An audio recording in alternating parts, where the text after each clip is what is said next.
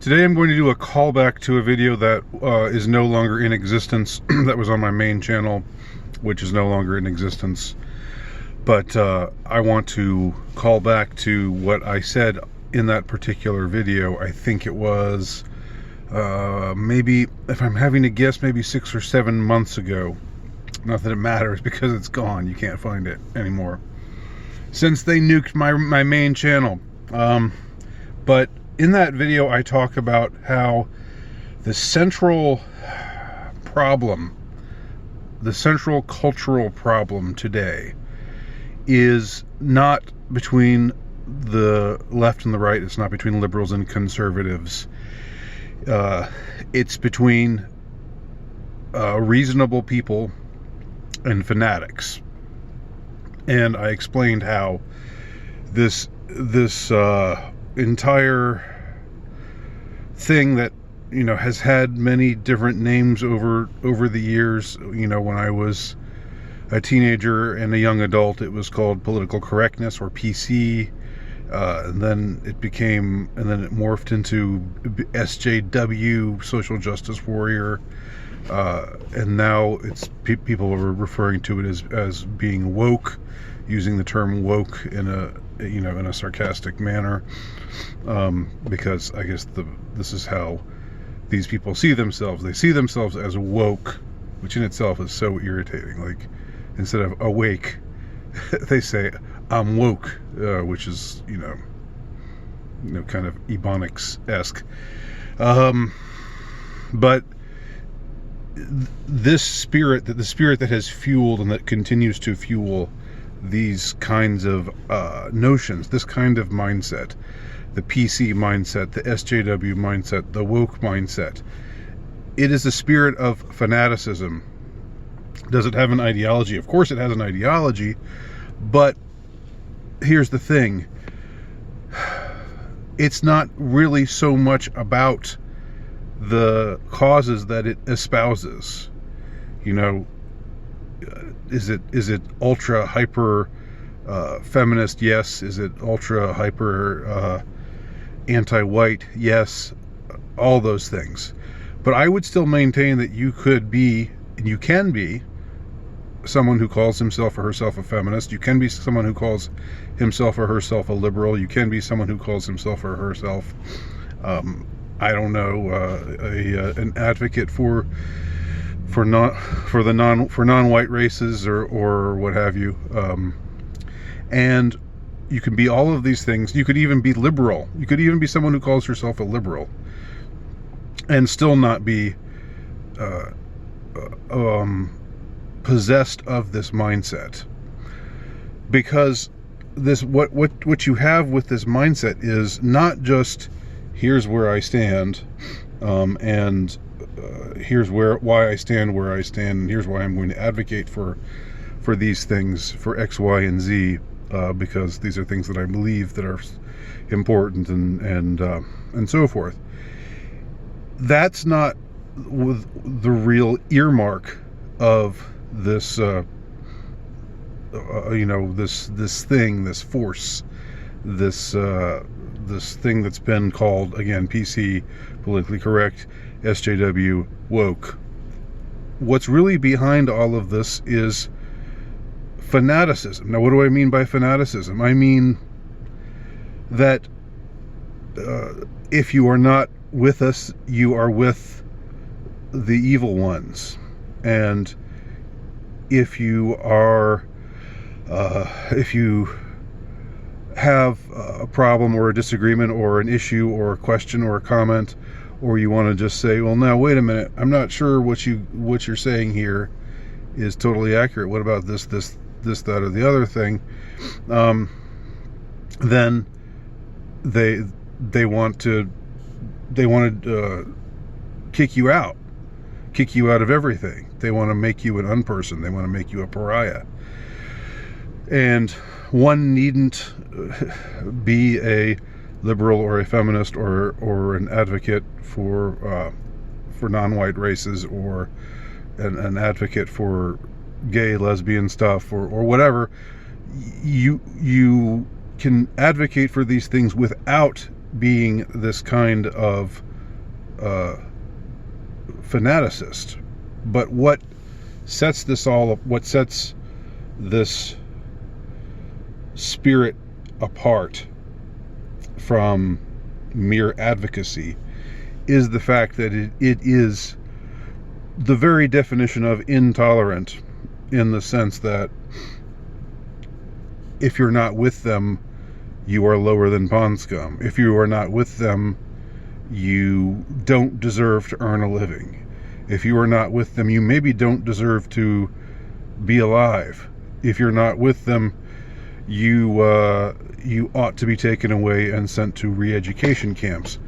And that sounds hyperbolic, but it's not hyperbolic in the way these people think. Believe me, it is not hyperbolic. This is very normal. This is very mainstream. And in this milieu, in this ideological milieu that I'm describing.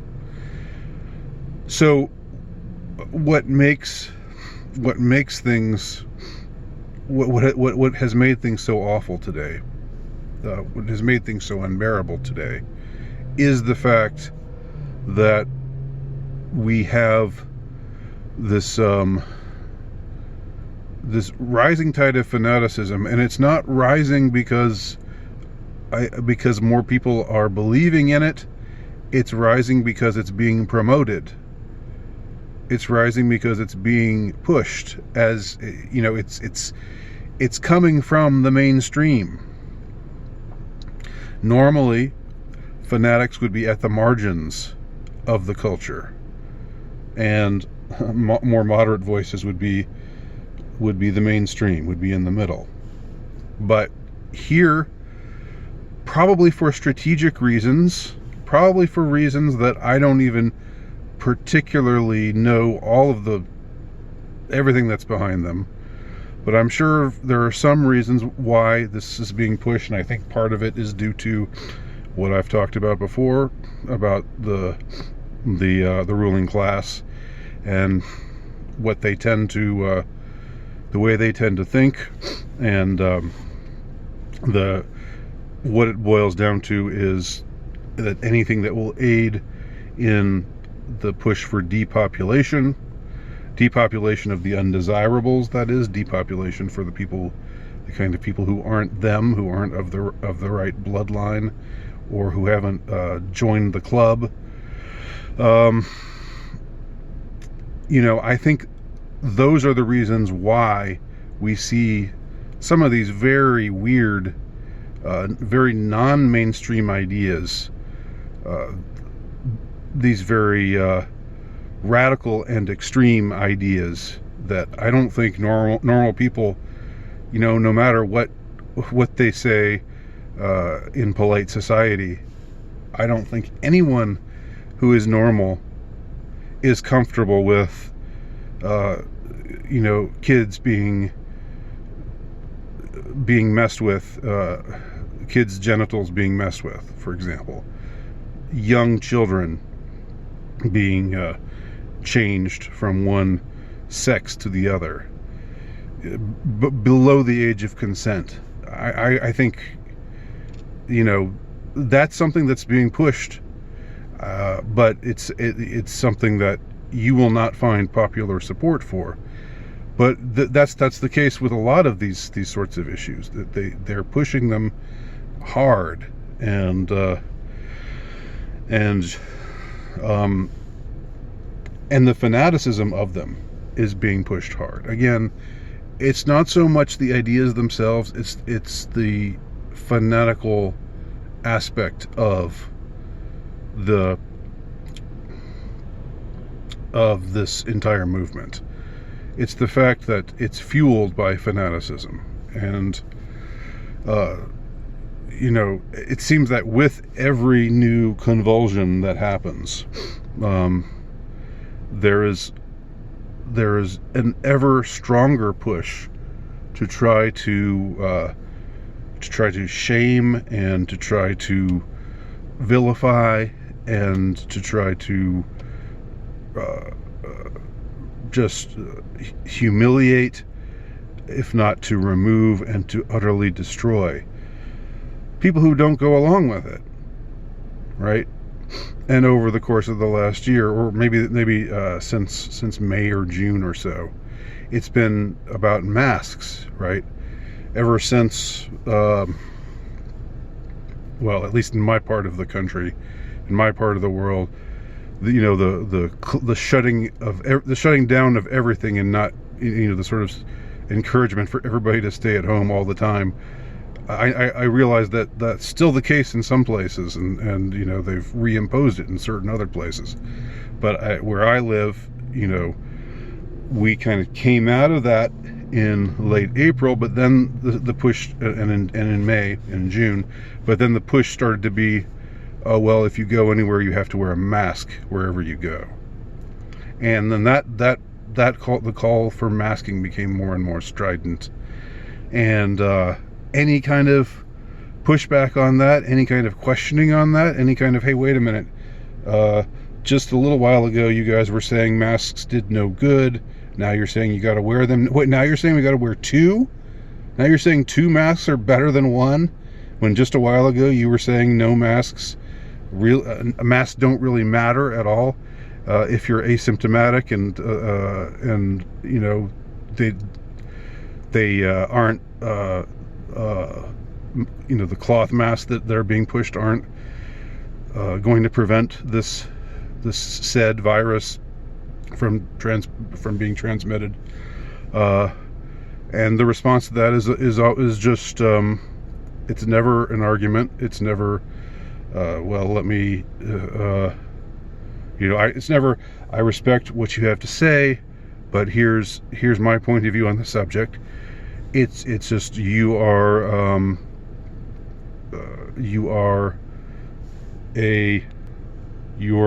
awful person. You are someone who wants to kill grandma, right?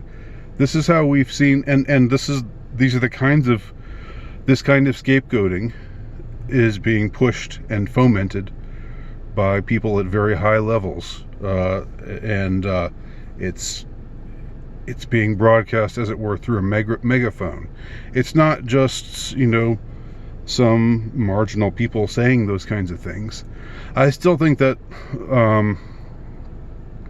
the average everyday people, including the people who I pass every day in the mall wearing masks while I'm not wearing one, or who I see at church wearing masks when I'm not wearing one, or wherever else I go where they're wearing masks and I'm not wearing one, I still don't get the vibe from most of them that they think I'm terrible, that they see me and think that I'm terrible. That I don't think they really think twice about me. I've never gotten that impression from the vast majority of them, if not from all of them. And I'm usually pretty sensitive to picking up on vibes. So I think that it's not, again, this isn't coming from a grassroots kind of direction. This is top down. And all of this stuff, all the stuff that's being amplified, all of the highly divisive and highly extreme notions and ideologies, and the fanaticism that accompanies them, is being pushed from on high, and it is being fueled by those who have power to amplify and to mainstreamize through their influence, because they have power, because they have money, because they have clout and prestige and all those things. They're the ones pushing this fanaticism. So again, the problem, and I want to make that really clear. I don't really care what other people think, provided they don't think that, I mean, there are certain beliefs that I do think are completely untenable. Don't get me wrong, but there are also some people out there who who are well-meaning, but who just see things differently than I do, and I think they don't see the big picture. But they're not coming from a place of fanaticism. They're coming from a place of look, I believe this because I want truth and I want justice, and I believe these things, and that spirit, again, that spirit of we can all get along, but we will have to disagree, and we'll have to agree to disagree about certain things, and but you know, we can still deal with each other, and we can still agree that the other has the right to exist.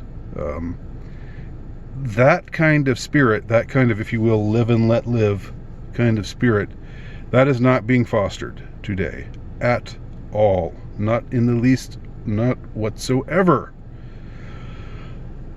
And what I start to wonder sometimes, this is how I will bring my thoughts on this subject to a close, because I've actually talked a little bit longer than I expected to or thought I would on this.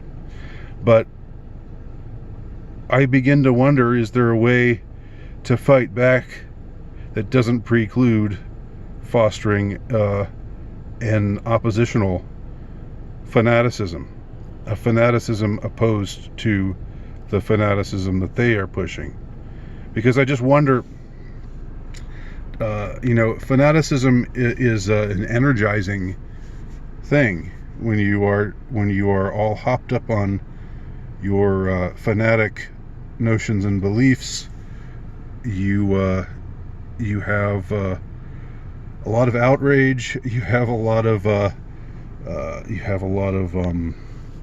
anger, and you have it's like the task is never ending, right? There's always there are always people out there. There are always regressive people out there that you're supposed to be either re-educating or tossing into the gulag.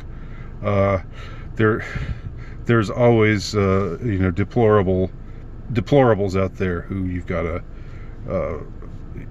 to take away their right to be deplorable. You've got to force them to, or coerce them into signing off on your ideas. You have to strike fear into their hearts that if they don't sign off on your ideas, that they will be pariahs, that they will be widely regarded as all these terrible things that they call people like that. This type of fanaticism is so untenable because of what it does to the culture, because it is deeply unstabilizing, and it has the effect, just like think of any kind of fanatical spirit that has prevailed through any time in history. Think of cults like the Jim Jones cult in Guyana, where those people were always being whipped up into a frenzy, and were being told that the world's about to end, and that all these awful people are out there and they're going to come and get them. And eventually it ended with forced mass suicide. And may all have been a CIA experiment, probably was. But that's an example of, in miniature, this kind of fanaticism that we're talking about. And you want to look at something similar to what we've got going today, but more extreme, just because it came out of a culture in which there was absolutely no history of freedom of speech or civil liberties whatsoever. That's the cult of the Mao cult in China. When that happened in the late 70s and in the late 60s and 70s, and Certain people were just vilified, and this core cadre of mostly young people were whipped up into a frenzy of hatred against these supposed reactionaries. That's fanaticism. That's the energy and drive of fanaticism. And again, do we need some kind of equal and opposite fanaticism to fight the fanaticism that is being deployed against us right now? That's what I wonder. And that's, when I talk when I speculate about things like the paradigm of what happened in various European countries in the 20s and 30s that were faced with this fanatical this fanatical ideology, the possibility of communism, this fanatical ideology that was taking over much of the world, taking their own countries, that in these places they turned to their own brand of nationalist fanaticism. Countries like Germany, Italy, Spain, and Portugal. And without emulating the totalitarian or authoritarian aspects of these ideologies, and without ignoring the atrocities that they committed, I see them as a worthwhile historical analog to what's going on today, because I'm just half inclined to think that unless we fight fire with fire, which doesn't even work metaphorically, right? You fight fire with water, but maybe the water. What we're fighting these fanatics with, these fanatics who metaphorically speaking are fire, what we're fighting them with right now isn't water, but we've got to fight them with something that wipes them out, that kills them. Not necessarily kills them, but kills their ideas, kills their very destructive ideologies, many of which I believe derive from the pits of hell. So we need, I believe, some kind of counter-fanaticism. I don't like to say that. I don't like to think that. But on the other hand, I don't know if there's any choice in the matter. I think we've got to fight fire with water to make it into a metaphor that is real and true. We've got to fight that fire viciously with water that puts it out, that doesn't just keep the flames at bay for a couple of minutes and then lets them start burning again. It can't just be a defensive posture. We have to go on a counter attack, it seems. Tell me what you think. My name's Andy Nowicki. You can find my work at altrightnovelist.com. Thanks for watching.